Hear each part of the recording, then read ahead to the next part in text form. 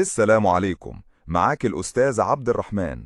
لأي حد كان حابب يبدأ في البيزنس الأونلاين بس مش عارف يبدأ في أنهي مجال بالظبط ويبدأ إزاي، أنا جايب لك مجال من أهم وأكبر مجالات البيزنس الأونلاين حاليا، اللي هو مجال التداول تريد.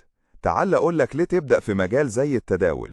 أولا، هتشتغل بيزنس خاص بيك، مفيش مدير يتحكم فيك، أنت مدير نفسك. ثانيا، بتشتغل في أي مكان وفي أي وقت، كل اللي هتحتاجه 3 ساعات في يومك وتليفونك ونت.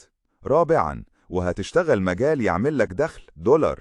ثانيا، يعني مش هتروح تشتغل شغلانة 8 ولا 12 ساعة علشان آخر الشهر تاخد 6000 جنيه اللي هم $100 اللي انت هتعملهم في أسبوع في مجال التداول. المجال مش هيحتاج منك راس مال كبير في البداية، ولا هيحتاج منك خبرة في البداية. 1. حرية مالية. 2. حرية المكان. 3. حرية الوقت. 4. مفيش مدير متحكم فيك. 5. مفيش لغة معينة أو سن معين أو جهاز معين. أي حد حابب يعرف تفاصيل أكتر عن مجال التداول والبزنس الأونلاين ابعت لي مسج وهعرفك بكل التفاصيل.